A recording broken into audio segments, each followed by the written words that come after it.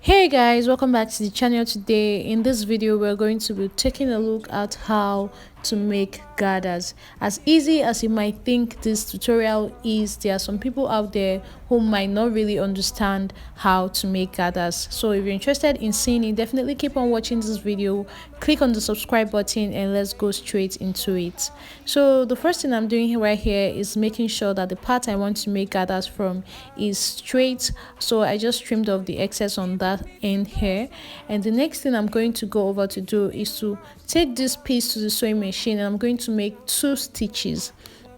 These stitches are going to be loose. I'm not going to back stitch. I'm just going to make 2 loose stitches. So after making these loose stitches, you can see it clearly from the back. This is what it looks like. I did not back stitch. I have to stress that very much. Do not back stitch. So when you're done, you're going to have excess thread on both ends like this. This is what you're going to pull on. So you're going to pick one side, and basically you're just going to tie up the threads on that particular end.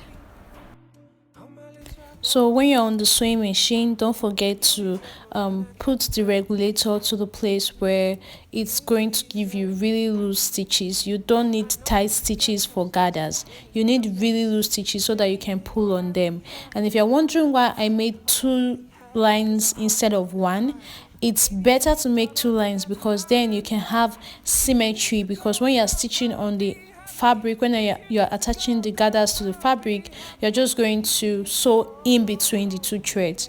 So right now, as you can see, I'm just pulling on the 2 top threads on this particular end. So you're going to keep on pulling on those end threads, and you need to be very careful, because if any one of the thread pops, you have to go over to the sewing machine and stitch it again, because you can't continue with just 1 thread because it will not come out very perfectly. So you have to be extremely careful when you're pulling on the threads.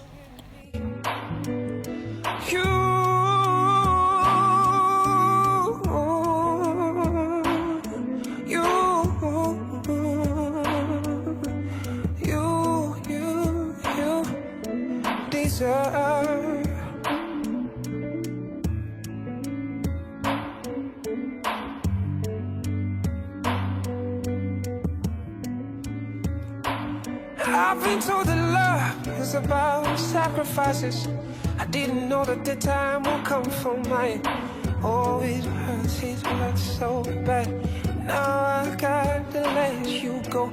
You deserve the kind of life that I can give. You deserve the kind of joy that I can bring.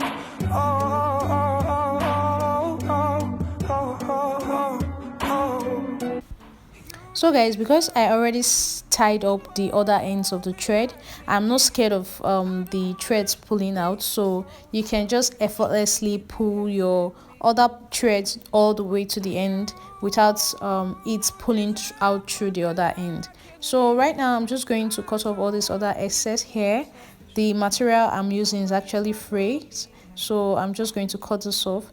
So that's basically all for gathers. It's this simple, guys. And where can you place gathers? You can have gathers in your skirts, you can have them as your sleeve, you can have them as part of a gown. Gathers can be found like anywhere, and this is like the way you should do it for whatever you are placing it on. I would advise that you never use 1 thread, because yes, it's going to give you gathers.